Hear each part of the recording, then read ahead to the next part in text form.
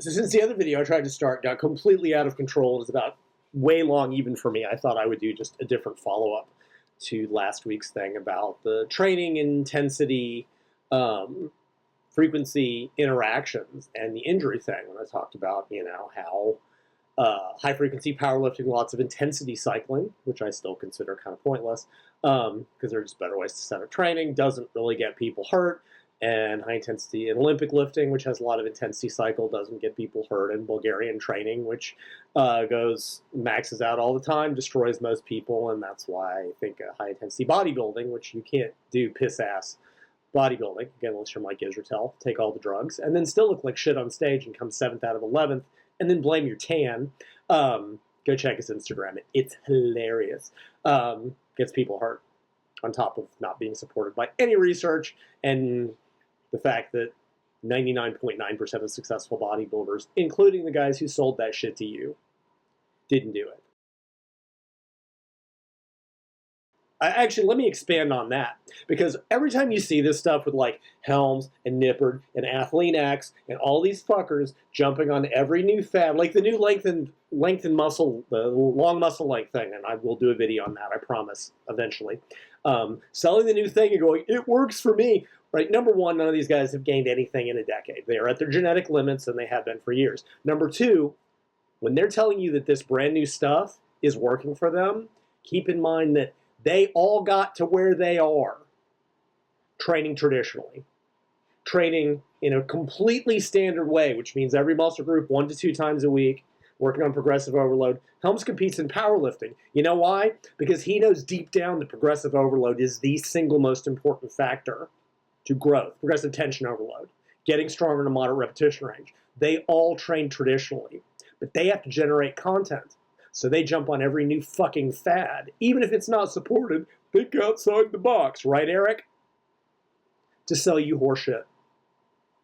They all did it the standard way, but they'll never admit to it. Regardless, rant over. What I wanted to do to kind of drive this point from last week home was talk about some different sports and injury rates. And I'm not going to pull statistics because I haven't looked. This has got to do with more observations, personal experience, but not just injuries. Because look, every sport has injuries, and I'm sure some of the people watching the video, well, yeah, high frequency can cause injuries, but football players get injured. Football players make millions of dollars. American football, real football, not commie kickball. In real sports, injuries occur in all sports. They do, at the highest levels, among athletes. It's not that they don't occur in powerlifting. Cone had a biceps tear, had pec tear. It's a function of benching 600 and training at the highest levels. It happened. Even Olympic lifters that don't train Bulgarian, there are injuries. It's a matter of degrees. It's a matter of how common they are. Bodybuilders, by and large, don't get the same types of injuries because bodybuilding training is all submaximal. And I don't mean pansy training. Sets of 12, even to failure, and again, not advocating failure, morons, if you train like that, doesn't generally cause a lot of injuries. Actually, the bodybuilding example, that makes another interesting case in point, so let's talk about that. So, an example I like to bring up, and look, I realize this is only 2 people, but it makes an interesting point about some of this, is Dorian Yates and Ronnie Coleman. They are at least similar in that they both won multiple Mr. Olympias. They were both on drugs. So that kind of goes away, right? I'm not comparing a natural to a drug user or making some dumb fuck comparison like people in this industry would make. But I think it's telling when you look at their training style, where they are now. So Dorian trained low volume. And I'm not using this to advocate low volume. Let me finish before you jump to any dumb conclusions. To failure, he was Menser inspired, although people giving Menser credit give him far too much credit. Mostly on machines, because he learned fairly early on, sometimes by accident, that machines were better for stimulating muscle growth, right? There's a story where he had an injury from back squatting and he switched to Smith machine. And he realized that, wow, this is actually better. Because also when you get very strong, like he was, I mean, he was doing like 4 wheels per side on the hammer incline, if not more. Trying to do all that compound shit gets you hard. And the grand majority of his training was on hammer machines. early hammer machines, or maybe Nautilus, but that style. He still did some barbell work. He deloaded quite frequently. I mean, he trained everything low frequency, did every body part once a week. You know. Actually, he's claimed, everyone, the HITers claim him, but if you actually look at his training, go watch Blood and Guts, it's more similar to traditional training than not. Like, he didn't just rock up and put 4 wheels on the hammer incline and do a set to failure, because that would have gotten him hurt. Now, the HIT guys don't get hurt by doing that one set to failure because they're not strong. They're not that strong. He would typically do multiple warm-up sets in high repetitions. He would finish with one top set to failure. But if you look at, the total volumes of his back workouts or his leg workouts is like 12 to 15 total sets if you count warm-ups. And at least some of those contribute to the stimulus. Maybe not all of it. But it's just that top set was a limit set. So he would get 4 top sets to failure per muscle group. He's in his 60s now, and he's all right. He's got a couple of injuries. He had a bicep tear, which I believe is what ended his career. But by and large, he's still in pretty good shape. He deloaded quite frequently, although I believe he said that he wishes he had deloaded more frequently, in hindsight, that he trained all outs a little too frequently.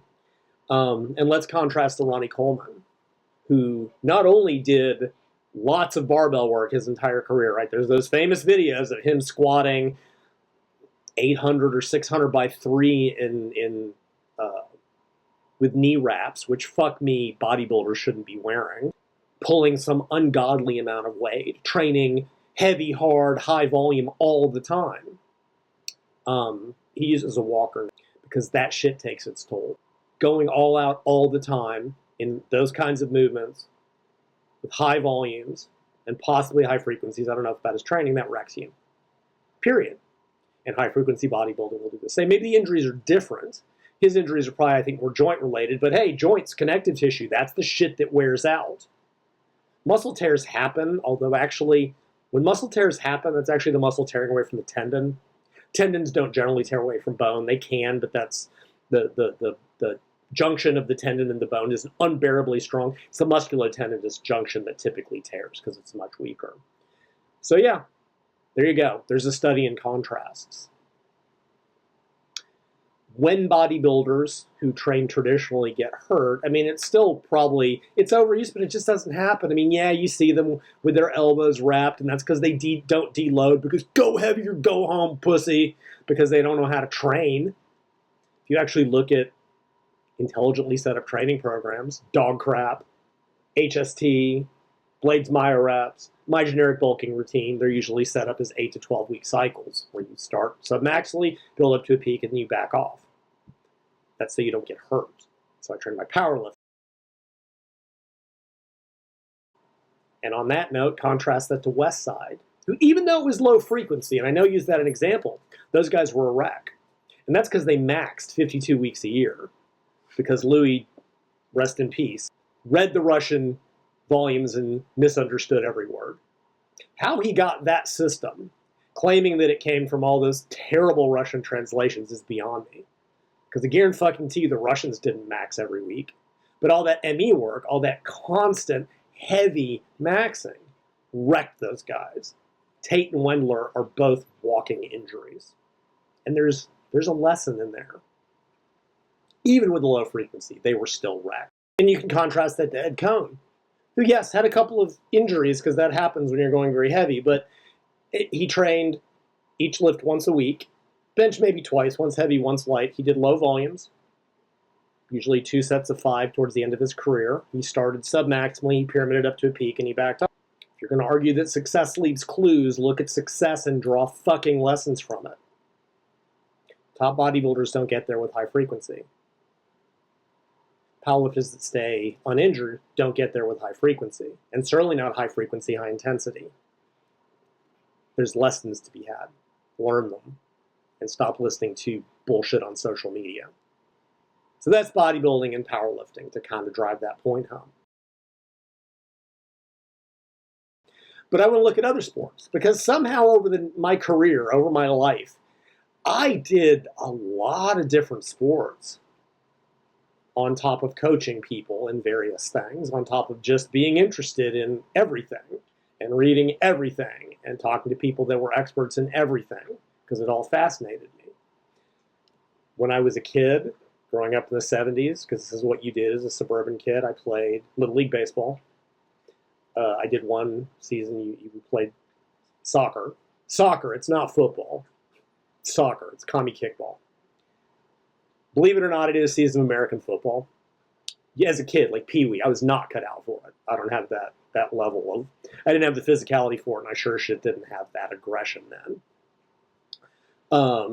We rode our bikes everywhere, right? Like parents were at work and you have to worry about getting kidnapped. So we would just ride all day in our little dirt bike thingies. So that was part of it. I ran some early on. I swam. We had a huge neighborhood swim pool club thing, and I remember swimming on the team, even though I was pretty shit at it. We went there all the time because, again, this was the late 70s, early 80s. Even though I was getting into video games, we didn't have the internet or social media. I mean, I rode my bike to the fucking pool, and we would swim all day and eat push pops, and then go home, and I would watch Buck Rogers in the 25th Century. It was a better time. When I got to high school, we had mandatory athletics, and let's see, I ran cross country. I did track one season because they tried to turn me into the thrower because I was a shitty runner, and I certainly wasn't a sprinter. I was on the swim team. Helped found the swim team at my high school. Dodgeball when we did PE because, you know, a real sport. And that was part of, we had a weights and running thing for those of us who weren't great athletes.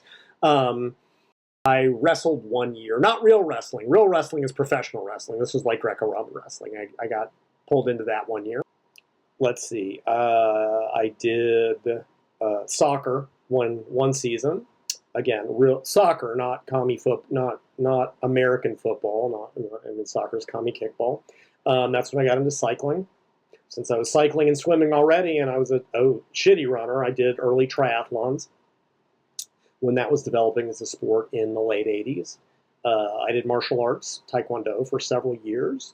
I got into recreational gymnastics. Then I went to college. I was still involved in recreational gymnastics. I didn't have access to martial arts. That's when I got into inline skating and that early race thing, which went really well with my bike training. Burned myself out on that.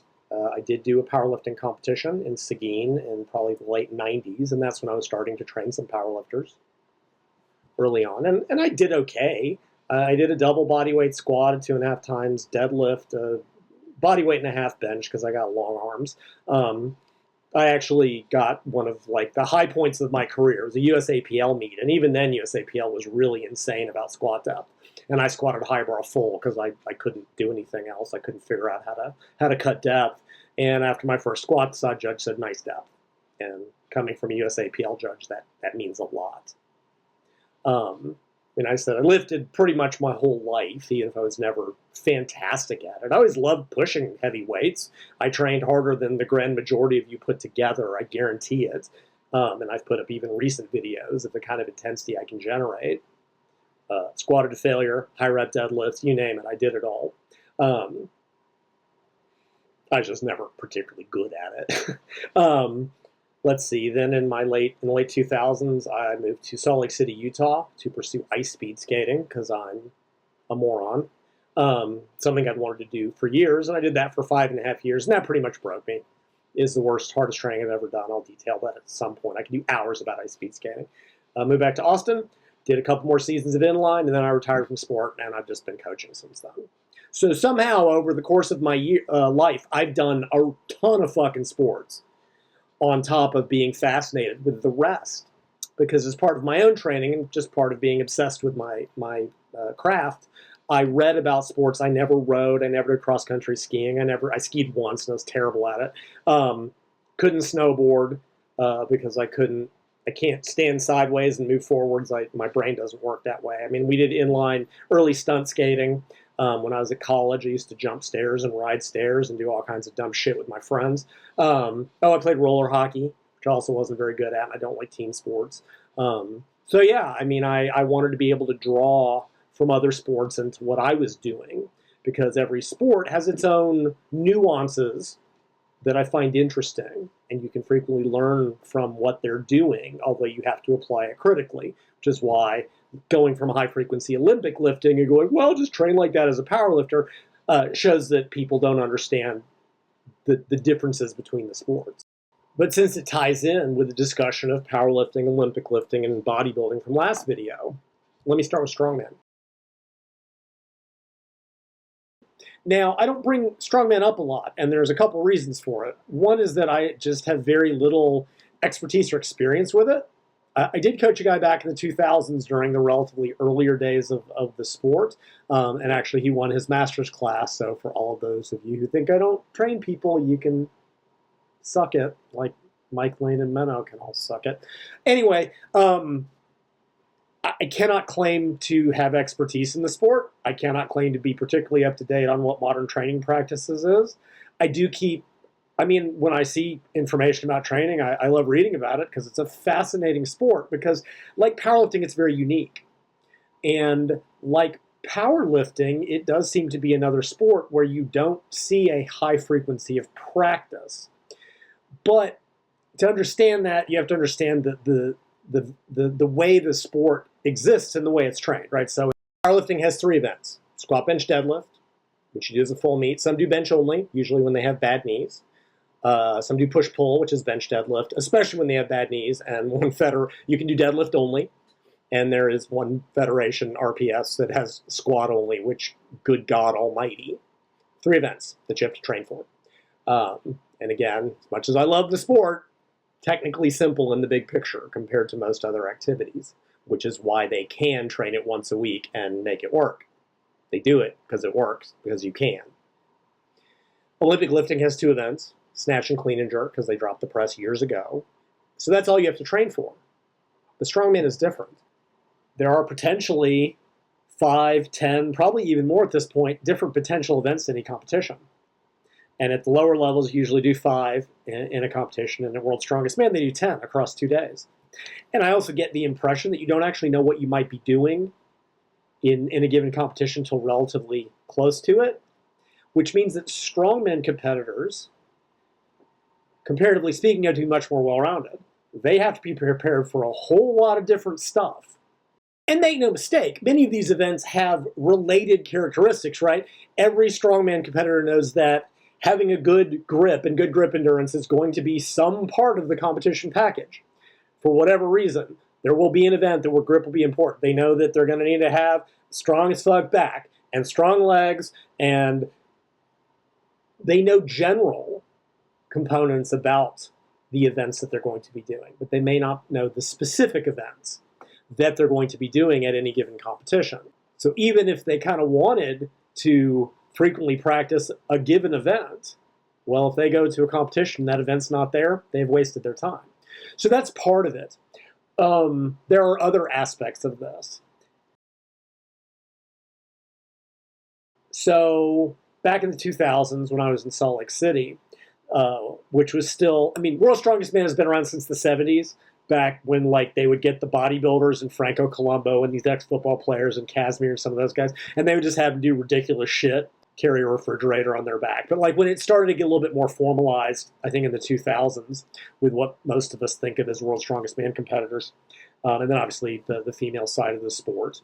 Because I don't know if it's called strong man, strong woman, strong person, so I'm going to be part of the problem and call it strong man.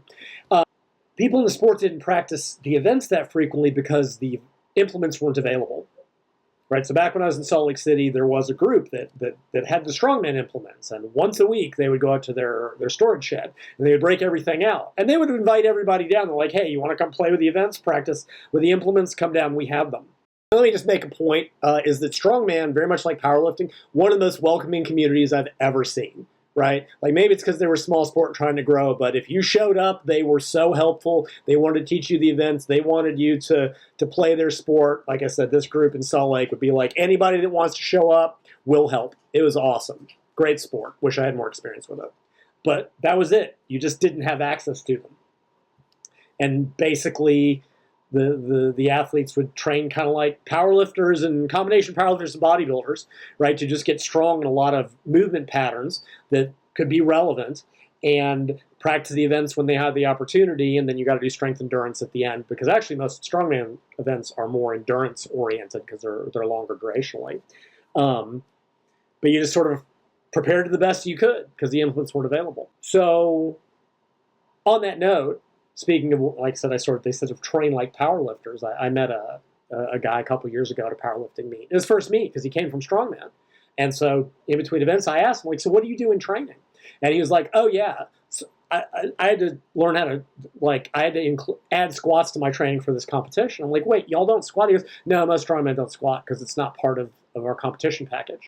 Right, they don't do the old like squat where you have a bar with thing with silver dollars or girls sitting on it like they used to, just or any crazy shit like that. And so all of you who are like, if you don't squat, you're a pussy, like Mark Ripto, or you got to squat to get strong, well, suck it. This guy's a top strongman competitor, he doesn't squat, so get bent. My point being that they would just get strong in the gym, they would do the bodybuilding stuff to keep their body in one piece, and then they practice the implements when they could. Now, in the modern era, implements are much easier to find.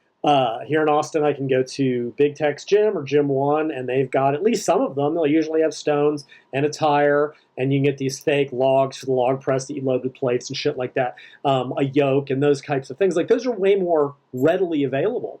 But I still don't get the impression that each one gets practiced that much.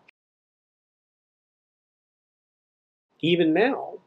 And the reason being that the events beat competitors the fuck up. Back in the day before they started to allow forearm guards, like one session with the stones would wreck people's forearms. Like it was just destroyed, right? Bicep curls or bicep tears were not unheard of on the tire because you just cannot go practice flipping a 900-pound tire very frequently to practice technique, even when the events are available. That's on top of having to be so well-rounded. So in like the modern era, my understanding of what the training is like is one of kind of two structures. Either you have like a particular lifting day that's kind of geared towards a specific event, and then you practice the event that same day, right? So if you're going to practice the log press, you're going to do that, and then you're going to do movements like an overhead press and a push press and tricep work and all that shit to support that movement on that day. And if you're doing, I guess, the yoke, you do whatever exercises in the gym support the yoke, and if you're doing the tire. So, like, you will do that. And then the other one I'm aware of is you basically train like a powerlifter during the week, like Monday through Thursday, and like each lift gets once a week because they train like that. And then like on Saturday, you go and you practice 4 or 5 of the events. Possibly because of equipment availability or possibly because that's all your body can handle. So that's kind of my understanding of strongman. And again, look, if I'm wrong about any and or all of this, fucking email me. Like, this is not something I'm super knowledgeable on, and despite claims about me, I love to be corrected, and I love to learn new things. So anybody who's a strongman expert is like, wow, you're full of fucking shit, send me an email and I'll correct those, because I don't want to give out bad information, again, unlike most of the fitness industry. So that's strongman. They don't do high-frequency, high-intensity training in either their lifting or the event practice. Some of which is for practical reasons, but the other one is for physiological reasons, because if they do that, they get hurt. And there's a lesson there. So let's move to some other sport. As I mentioned, I've got a pretty, several decades long endurance background, and I've either done most of the sports or certainly researched them because they fascinate me so I can learn new ideas. So I mentioned cycling and said by and large you don't see the kinds of joint injuries because it's non-impact. Like I said, if you go out and start drilling 400-mile weeks, you'll chafe your asshole from top to bottom, but you don't generally get a lot of overuse injuries, with one exception. If your bike is set up wrong, and most people's are, where the seat is either too low or too high, or it's fore or aft, you do tend to see knee problems because it's throwing a lot of high-frequency stress on the connective tissue. I guess I'd add, if you're that type of cyclist that just grinds heavy gears at low RPMs all the time, that does throw a good bit of connective tissue on the knees. It's still not the same as like running, but yeah, that'll absolutely do it if you don't know how to ride and how to use your gears properly. But assuming that's not the case and the bike is set up right, you just don't see the same types of injuries because there's no impact, even if you ride every day. The other type of injury being when you crash or if you get hit by a car like I did in college. Just because it's funny, a bunch of years ago, there was the recognition that the nature of saddles for men was compressing, I want to say, the pudendal nerve and causing erectile dysfunction. They've redesigned the saddle since then. And my favorite story, there's an Italian cyclist, and some journalist asked him, they said, look, are you concerned about, erectile dysfunction from riding the bike for 6 hours? And he said, if I ride the bike for 6 hours and a beautiful woman asks me to take her to bed, I will take her to bed. So Italian. All right, moving on. There can be low back stuff for people that ride in arrow position, but again, that's just a function of the sport and being hunched over for extended periods. But you just don't see the types of joint injuries in cycling done correctly, even though it's a high frequency, because you do mostly low intensity endurance, and even when you do higher intensity intervals and threshold work, like it's not impact. Now, contrast to running, which I said has an incredibly high injury rate for the most part, especially in beginners, who at least in the US are running on concrete and shitty shoes with utterly shitty technique. Because as much as people say we're born to run, and we evolved as distance runners. And love to point out that tribe whose name I forget, who runs from day one. When you sit all day and don't do that from a young age, you have shitty muscular imbalances and posture. And I can't not watch when I'm driving and see some runner. I'm just drawn to how bad their technique is, on top of running being not only pretty terrible for weight loss, but heavy people get hurt because of the impact. If you look at the top runners, if you look at those lifetime runners, they're all skinny as shit. And there's a reason for that, because they're like 120 pounds. And that's because you don't tend to get as hurt. Someone who's carrying a lot of weight who decides to start running to get in shape, they get injured. Spare me the argument that they're skinny because they run. No, they're able to run because they were skinny when they started. Even more so if they jump into high frequency. Now, there are exceptions, which again make the point. So far as I can tell, and this came out of Bill Bowerman in the Oregon system, and also some early sprinting like Charlie Francis, running was the first sport to adopt a hard day, easy day approach. Probably because they realized that if you run runners hard every day, even on the track, they get hurt because of the impact. So they were really, and it might even started before that, with New Zealand coaches, and whose names I'm now forgetting because I'm old and my memory doesn't work anymore, because they realized early on that you get hurt. So they would do a hard day and then an easy day, and then a hard day and an easy day. There's a lesson there. Running tracks are also more forgiving than concrete. Cross-country runners who are running in dirt probably get injured from ankles and twisting because it's an uneven thing, but it's a lot softer. The Kenyans are another good example. Number one, and this isn't entirely true, because of the nature of that culture, they are walking to and from school most of the time from a very early age.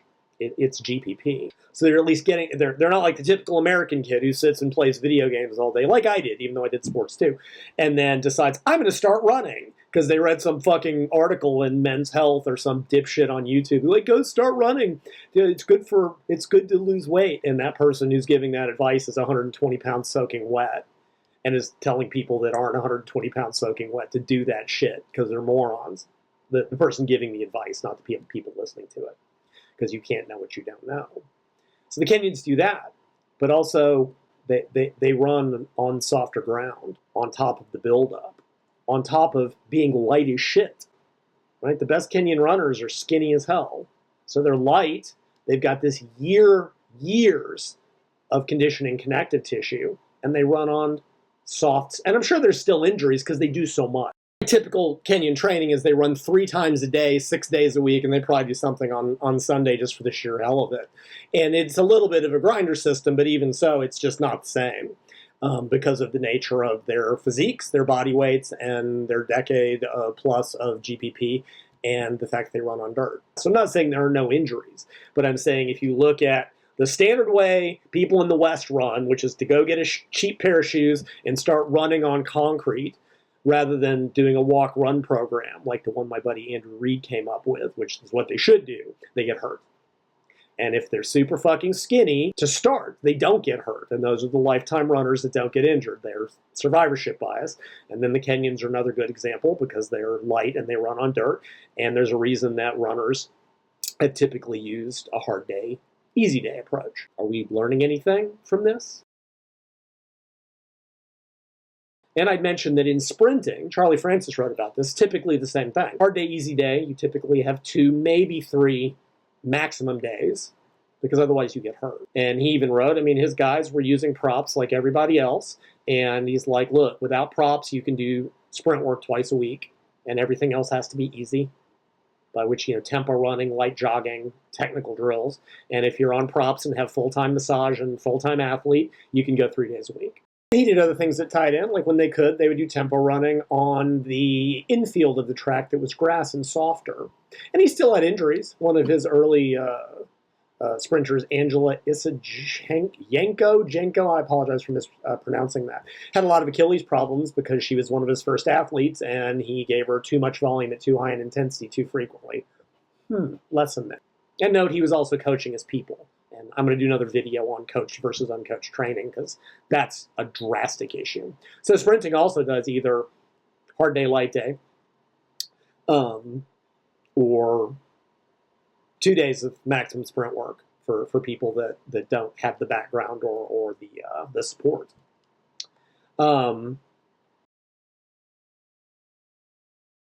Track cycling is not, well, it's kind of an endurance sport. It's got the sprint events. And again, they do a lot of high-intensity sprint work, but like 3 or 4 times a week. It's not daily, even though they probably could do it, because, again, no impact. Now, the gears, they push big gears because of the vagaries of that sport that I'm not going to get into. Go read the 80 million part Olympic lifting thing I did. I talk about it there. They're also, when you're looking at the top guys, they've built up to that over 2 decades, right? The juniors aren't doing that. And the endurance events, they just go ride distance in the off season and then have to know how to ride the velo. So they don't see the kind of injury rates. Swimming. Now, swimming is very unique because humans are shit in the water. We get like a goldfish can swim faster than the average human. We are utterly inefficient in the water. So that tends to prevent injuries, but swimmers do a ton of training. The highest levels, it's usually 2 hours, morning and afternoon, 6 days a week. But again, that's built up over years. As youths, the 2 Utes, they start at like 3 days a week. And they build up very gradually. You're seeing the top when you see those kinds of training programs. And some systems do sprint work every day, which you can get away with in swimming. Because again, A, we're shit in the water, and B, there's no impact, unless you count the occasional flip turn. So you can do that, and some of them do. They do speed work daily. But a lot of that's technical, because again, human shit in the water, you need constant technical training to even get decently efficient. Now, they get overuse injuries. A lot of them get shoulder problems because of the nature of the strokes. They tend to get rotator cuff issues and imbalances like that. But that's just the sheer fucking volumes. And it's not the same type of overuse injury. It's not the kind of connective tissue damage like you'd see from running hard every day. It's just overusing the muscles. So that does happen. Rowing, non-impact, they do a ton of volume. I don't know that they do speed work all the time, but they could. Because again, zero impact. They get also some overuse injuries. Again, it's imbalance because of the way they row frequently, which you can see here is uneven, one hand over the other, so they get some weird-ass imbalances. So yeah, they have their injuries, but it's not the same kind. It's overuse because they just do a fuck ton of volume. Now, moving to skating, and I'm sure cross-country skiing is similar. I don't know that much about it, other than it's cold and I don't like the cold, so I never looked into winter sports because they're all fucking boring. But skating, which I have decades of experience with, inline skating, you don't see a ton of injuries. Well, that's not true. You don't see the same types of injuries because it's not impact. You often get back problems because of the posture. You don't sit super deeply, so you don't generally get knee problems. Where the injuries come is when you crash. And I was a master of crashing. I have extra bone on one of my knees from crashing because I always turn to my left side. So you get a lot of road rash, but you don't get the kind of joint injuries by and large. Now, ice speed skating is very different. It is a much higher intensity sport. Even the distances are still pretty anaerobic, which is why I sucked at it. Ice speed skating is anaerobic and turning, and I'm an aerobic, go straight kind of guy. It's much much more successful in inline. But in ice speed skating, you sit very low. Ideally, you sit with like a 90-degree joint angle. And even though there's no impact, people get knee problems because they're stressing the connective tissues of the knee constantly. Now, as a side note, I never had knee problems. From day one in ice speed skating, I never had knee problems like a lot of my teammates or like a lot of skaters. You know why? I had done heavy lifting for my whole life. My patellar tendons were strong as shit. And I did full squatting, so I was strong in that deep position. Connective tissues were strong, so I didn't have problems. Now, back problems are endemic too on the ice because of the posture. You're bent over and you only turn left, so you tend to corkscrew your spine. Again, that's more of an overuse injury and a muscular imbalance issue. And my coach had us do right-hand turns in the summer, right-hand turn cable, to try to keep that balance. And I would note again, except for one season where I had a little bit of pelvic thing, I never had a low back injury either, and that's because I did heavy back extension work. Heavy, not high rep bullshit. Heavy fives on a dumbbell back extension. And I didn't get back injuries. We didn't do high frequency because we were older and our technique was shit. My coach didn't train us to exhaustion. Other teams, the national team and the short track team, did do that. And a lot of them had problems because, again, they were never getting any recovery for muscles recover. So there's a smattering of endurance sports, and there's a lot of lessons there. We do team sports, which I don't have a ton of experience with other than what I did when I was younger. I don't coach them because I can't deal with like more than one person to train at a time. But you do see specific types of injuries. Like American football, you do see a lot of injuries, but a lot of that is because you're having a lot of large, angry men running into you at high speeds with malice in their eyes. Even the running that they do tends to be fairly short. I don't think they do a ton of it. They have so many skills to work, but it's mainly just impact injuries. Similar to that is rugby, which is, has similar demands as American football, but without pads, although they're not as heavy. And again, you see a lot of impact type injuries from, again, psychotic people with malice in their eyes trying to fucking wreck you. And that's just the women. Seriously, go watch women's rugby. It's both terrifying, hot, and terrifyingly hot too. But like you'll see concussions and all kinds of injuries. But again, that's just impact. It's like the combat sports. Which again, I realize are not a team sport, but like MMA and things like that. I forgot to mention, I actually wrestled one season in high school. I sucked at it, but I did do it. I've done a fuck ton of sports. MMA, you do see injuries, but again, it's because people are, trying to jump, spinning, roundhouse kick you, or just get you on the ground and, ground and pound the shit out of you. Basketball. I suspect there's probably some. But again, at the highest levels, you're seeing guys that started playing when they were super young. You're seeing the survivors. You're seeing the best of the best. But I'm sure the jumping probably can take its toll. Volleyball, similar. A lot of jumping, a lot of impact, although the floors they do it on are a little, like basketball floors, gym floors, a little bit more forgiving than, say, concrete. So usually where you see those injuries is where some dumb shit coach who read a Russian plyometric manual is like, oh, on top of the 6-day-a-week scrimmage, we're going to add 200 jumps 3 times a week. And then you do see knee problems because of the high frequency, high intensity, high impact. Soccer, commie kickball, football. The main injuries are to their dignity. When someone stares at them the wrong way and they flop and act like children, because the majority of training for football is acting classes. And of course the indignity of wearing those goofy ass little shorts and having 0-0 be a fantastic game. You'd be embarrassed too. That's more emotional scarring. I don't know what the physical injury. I mean, I'm sure they get head stuff from heading the ball and when that one guy headbutted the other dude, which was awesome because something actually happened in a game. So I guess baseball, American baseball, you don't see the same types of injuries. Pitchers tear up their shoulders because pitching is incredibly complicated and baseball has a relentless competition schedule. But again, that's overuse injuries. It's not high impact, high frequency, high intensity, because baseball is mostly standing around in a fucking field getting paid $20 million a year to play a child's game. And I guess if you abuse steroids, you get Barry Bonds head. But that's not really an injury. Or if you take even more drugs than Barry Bonds did, you end up looking like Mike Israetel, like a fucking bobblehead. So that's kind of, again, smattering of team sports I don't know enough about. I'm sure cricket, you get the same kind of shoulder injuries. Women's field hockey, which also terrifyingly hot. Those socks. Sorry, I'm a pig.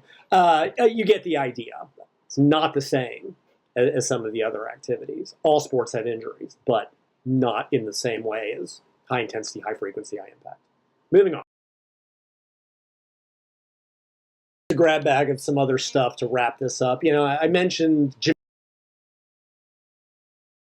gymnastics in the previous video, and the fact that two of the top female U.S. athletes popped their Achilles tendon because you have relentlessly high impact on a daily basis and are generating micro tears in the connective tissue that never have a chance to heal. On top of, the endemic of anorexia and undereating and all the stuff that goes along with it. I don't know that the men get it quite so much because they tend to be older, more muscular, and the events are different and they eat. There is at least the fact in gymnastics that, like, on the tumbling floor and landing from the high bar or the rings or the parallel bars or the balance beam, gymnastics floors are bouncy, right? They are springy, so they're more cushioned, and they absorb some of the impact, and most of the others you're landing either on that type of floor or on mats, which does help. It's not like you're landing on a hard gym floor, although a guy I knew in college, Cheney Humphrey, this amazing UCLA gymnast, landed a double layout and missed the floor. He went too far and he landed on what amounted to a basketball floor and shattered both ankles. That's rare. I mean, you see shoulder dislocations because of just the fucked up nature of the sport. Do you see injuries? Absolutely. And you do see some of those connective tissue injuries because of the high intensity, high frequency, often high impact nature. Vaulting, jams the wrists, and they're doing a lot of it every day. Also, they have the nature of strongman. Women do 4 events. I mean, they have to be good at all those events and practice every one of them relentlessly. So it's 6 fucking hours a day, every day, without eating enough. So you do see that type of stuff. In contrast, I doubt trampoliners see that. I know very little about trampolining other than it's awesome to watch. The only injury I'm aware of is that in female trampolines, anything with jumping, there can often be urinary issues because the pelvic floor can have issues, but they don't. Trampolines are springy. I guess they come off the tramp. That's a whole separate thing. So those types of activities. I don't know much about track and field, but I doubt javelin, not impact. Shot put, high impact. Biggest risk of injury of a discus is getting hit in the head like I did, because I learned a really valuable lesson in high school, which is don't turn your back on the discus ring. Back when they let high schoolers throw javelin, a referee got impaled, which is why high schoolers don't throw javelin anymore. I'm sure if the hammer got loose, it could probably really wreck somebody. The running events, potentially there. But again, hard day, easy day, because they learned. They learned not to run those guys hard every day, because shit gets wrecked. Pole vault, I'm sure you can wreck yourself, but it's not for the same types of reasons. So, and then of course there's fucking CrossFit. Endemic number of injuries. I mean, yeah, ignoring the NSCA lying about the injuries when they fake that paper, because they don't like CrossFit and they're a bunch of lying scumbags like the rest of this industry. Endemic numbers of injuries, which CrossFit, being the fucking cult that it is, internalizes a good thing. If you won't accept injuries, you're not hardcore. What a bunch of morons. And that was just the training, right? That was just going to CrossFit box. This isn't even competition. This is exercise, but they did high intensity every day in random movements that aren't meant to be done that way, like high rep snatches. Tears in the hand, all kinds of injuries. Those motherfuckers are covered in kinesio tape and all that other shit because the training is moronic. I mentioned the huge number of injuries that occur at the fucking CrossFit Games, competitive exercise. You shouldn't be getting, what was it, 26 pec tears 1 year, some ridiculous number of that shit. But that's CrossFit. It's high intensity, high frequency, random movements all the time in people that don't have the skill to do them safely, and movements that shouldn't be done that way. Let's not forget about the number of cases of rhabdomyolysis, when the muscles suffer so much damage they start breaking down and you get into kidney failure. This shit is super rare in the real world. And yet CrossFit was causing it with fair frequency.